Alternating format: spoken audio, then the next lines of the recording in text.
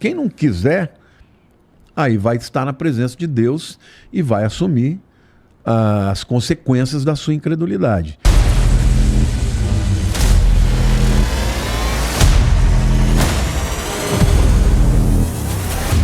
E a gente vai chegar no...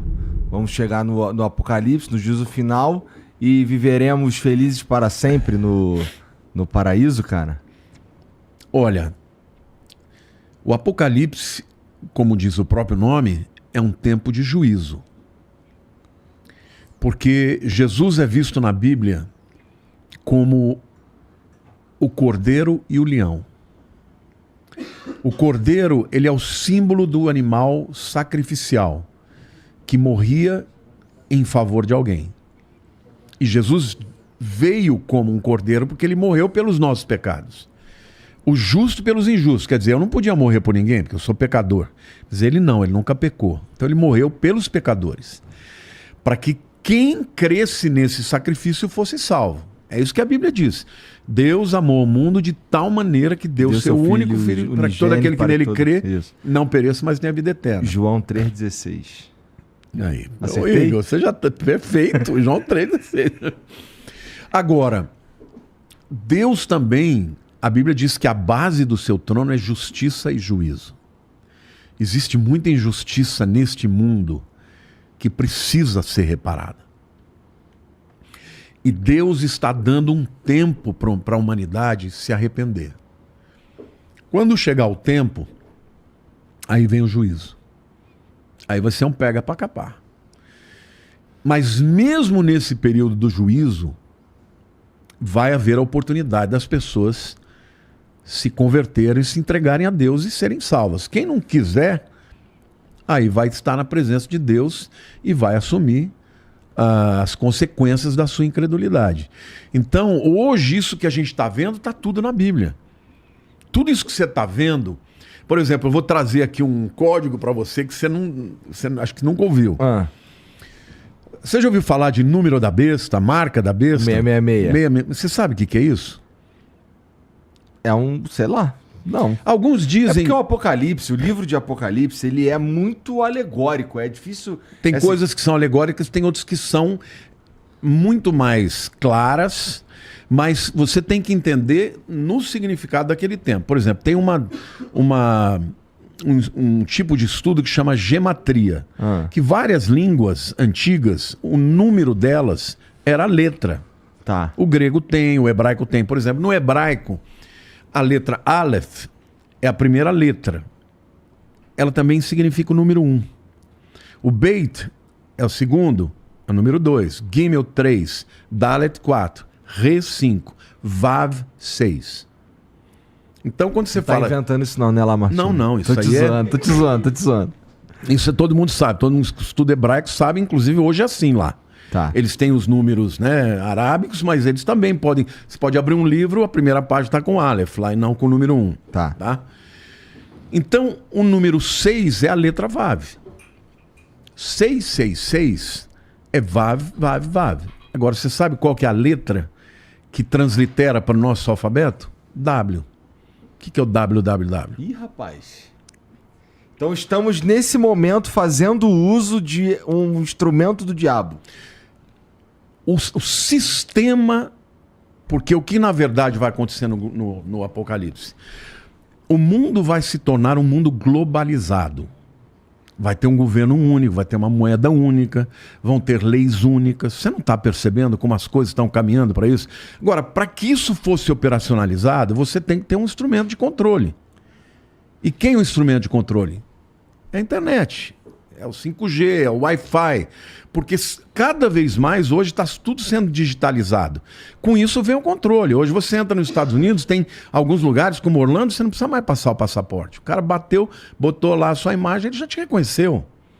Então, esse instrumento de controle só é possível através do sistema da internet. A internet é maravilhosa, você pode usar, mas um dia vai ser utilizado para fins de controle e de dominação. Hoje, por exemplo, você já tem economistas de bancos centrais no mundo falando que tem que digitalizar a moeda, acabar com a moeda papel. Eu falo disso desde 92, meu amigo. Eu falo isso desde 92, que vai acabar a moeda, vai ser moeda única.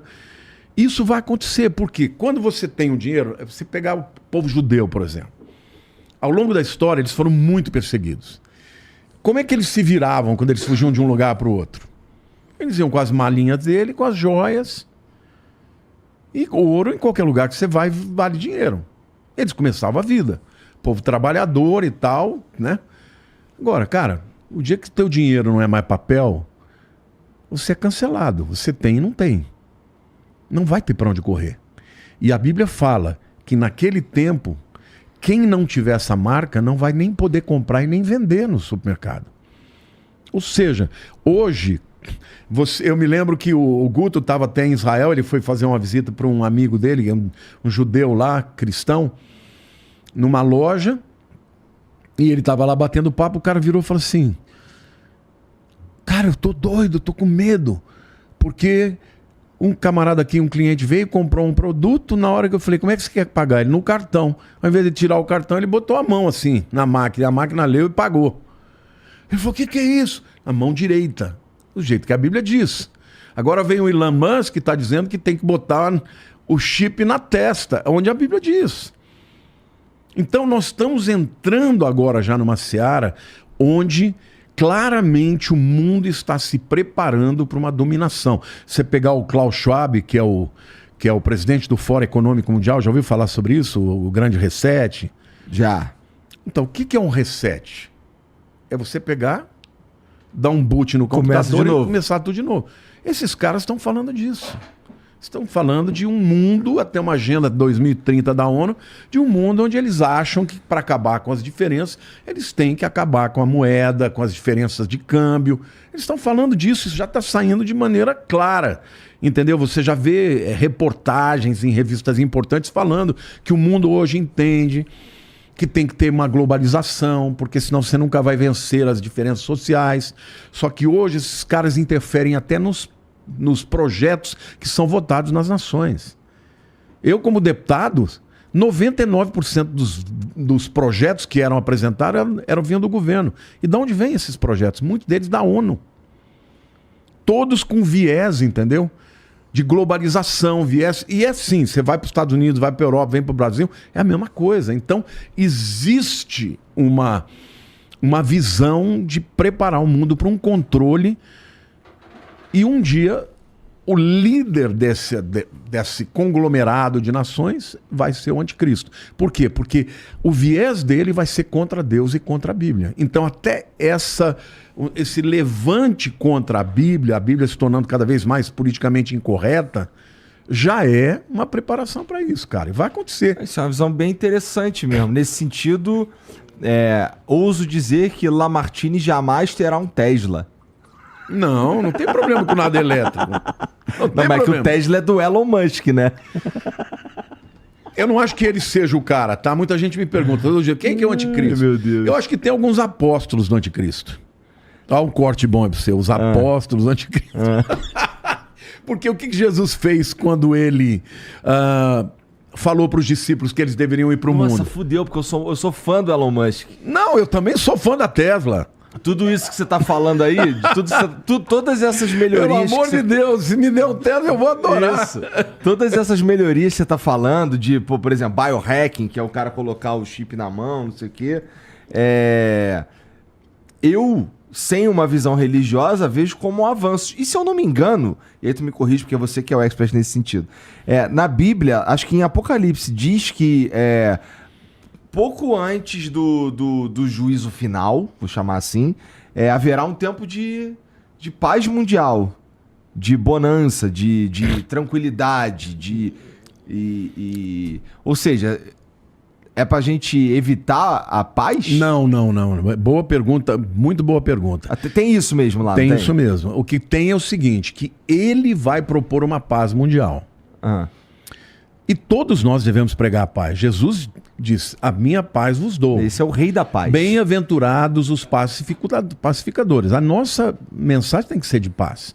Então a gente sempre tem que propor... Não, ele é o príncipe da paz. Ele é o príncipe da paz. E se eu estou falando em nome dele, eu tenho que ser pacificador, né? Jesus disse, bem-aventurados os pacificadores, né? A gente não pode ficar provocando guerra, ao contrário, nós temos que promover sempre a paz. Só que tem a falsa paz. Qual é a falsa paz? É a paz que ela vai ser, num primeiro momento, a ausência de um conflito. Eu acho que esse acordo de paz que vai dar o início à grande tribulação, porque em Daniel capítulo 9 diz que o anticristo ele vai iniciar o seu reinado com um acordo de paz com muita gente. Só que o acordo de paz dele vai ser o seguinte: o que é que prejudica a paz? Religião prejudica a paz. Então nós vamos ter que acabar com religião, porque religião é um preconceito que você tem com o outro. Então nós vamos ter uma religião que seja sincrética, que tenha um pouco de todos, mas você não vai ter liberdade de manter a sua fé do jeito que é. Entendeu? Outra coisa, é uma paz, porém vocês vão ter que se submeter a mim. Porque é isso que o livro de Apocalipse fala. E nessa hora, quem não se submeter, ele vai matar. E ou aí já dizia o grande filósofo Falcão do Rapa que paz sem voz não é paz, é medo. É isso aí. E vai ter muita gente. Agora, quando você está dentro de um sistema onde você não tem para onde fugir, eu sou totalmente favorável à tecnologia, eu uso tecnologia. Eu acho esse negócio de celular, eu acho maravilhoso. Eu me lembro que a primeira vez que eu fui no Epcot Center, em 1993, janeiro de 93, eu entrei naquela bola lá, que é o Earthship, como é que é? Spaceship Earth, a espaçonave Terra, né? Eu já vi, mas nunca fui. Você entra num carrinho, ele vai passando a evolução da humanidade. Quando chegou no futuro, tinha uma menina nos Estados Unidos, num tablet, conversando com uma menina no Japão, assim, vendo uma outra. Eu falei, isso é uma palhaçada, isso não vai acontecer nunca.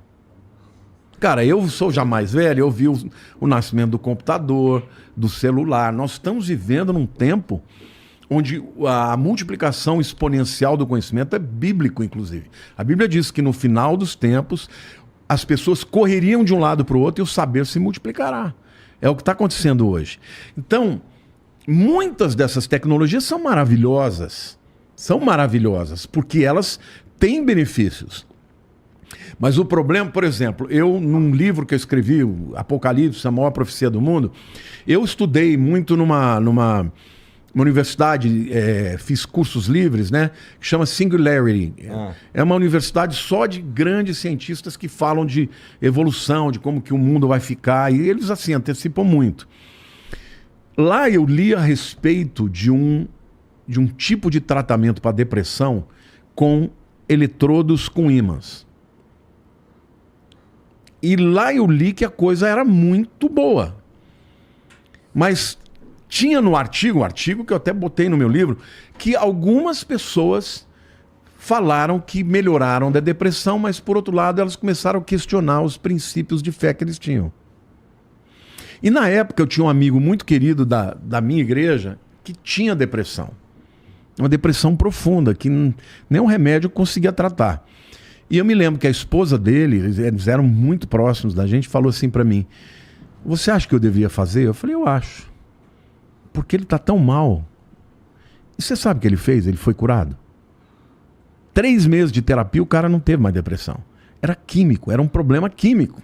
Então, é óbvio que tem uma série de benefícios, só que onde está o pulo do gato? Na hora que você insere uma coisa dentro de você, por exemplo, o Elon Musk, por que ele quer botar os nanorobôs aí? Porque ele diz que com a inteligência artificial, você não vai mais conseguir enfrentar as máquinas. Hoje em dia já tem igreja na Alemanha que o pastor é o ChatGPT. Filas indo para lá. Então, ao invés do pastor pregar, ele fala, fale sobre esse tema. E o ChatGPT prepara um sermão de 3, e o cara aparece lá, até com como é que chama o bonequinho lá, sei lá, o avatar, ícone, o avatar. Então, assim, as pessoas, ou seja, tem um lado bom? Tem, mas vamos lá. Agora, um chip que introduz dentro de você. Por exemplo, eu fui estudar isso a fundo. Hoje você tem, por exemplo, já estudos, por exemplo, uma pessoa que é bipolar. Você conhece bem o que significa, né? Essas variações de humor e tal. Existem movimentos de ondas cerebrais 15 dias antes do cara ter um surto que já dá para detectar. Então, nessa universidade, eles já diziam, no futuro, o marido vai estar em casa e ele vai receber pelo e-mail do médico dele dizendo, ó, a tua mulher vai ter um surto daqui 15 dias. O cara se prepara para aquilo. Por quê? Porque uma pessoa que vive com bipolar é muito difícil, porque você tá lá na boa, de repente o cara vira um monstro e quer te matar, entendeu? Então tem aspectos muito interessantes, mas por outro lado, é invasivo, você não consegue fugir. Onde você for, estão te detectando. Não é verdade? Com certeza. É bom para uma questão de sequestro, ou seja... Só que a evolução disso é que as pessoas vão ficando tão dependentes daquilo que quando chega a hora dele dizer, olha, ou você aceita tudo o que eu estou dizendo, ou você vai ser um pária, você não vai estar dentro do sistema. E as pessoas vão aceitar, na grande maioria. E aí está linkado a isso a adoração a ele como Deus. Ele vai se colocar como o verdadeiro Messias. Queridos, por tudo que eu disse até aqui, de antemão eu quero avisá-los que eu estou preparando uma super aula, uma nova masterclass para tratar com maior profundidade sobre o fim dos tempos. Eu quero mostrar para você como os sinais estão se cumprindo por toda a história e onde a igreja se encontra em meio aos dias que antecedem a volta do nosso Senhor Jesus Cristo. Essa super aula será gratuita, gente. E eu quero te encorajar a me seguir no Instagram, @lamartinepozella, S e 2 L's, para receber novas informações que serão disponibilizadas somente por lá. Que Deus abençoe a sua vida e continue firme na palavra do nosso Senhor Jesus.